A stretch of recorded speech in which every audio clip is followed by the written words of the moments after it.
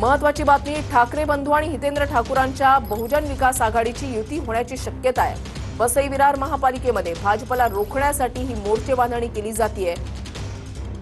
ठाकूर आणि ठाकरे एकत्र निवडणूक लढवणार हे जवळपास आता निश्चित झालंय।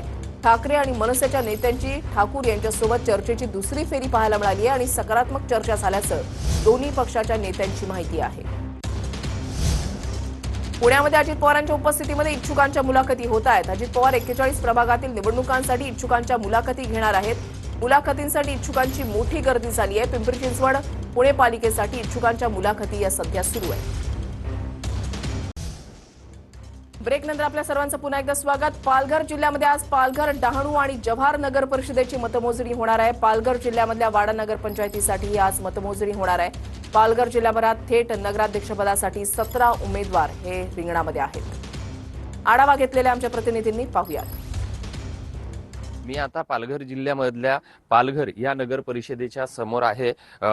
मतमोजणी केंद्रावरती आपण बघू शकता की या ठिकाणी पूर्ण मतमोजणीची जी तयारी आहे ही पूर्ण या ठिकाणी झालेली आहे। आता 10 वाजता या मतमोजणीला सुरुवात होणार आहे।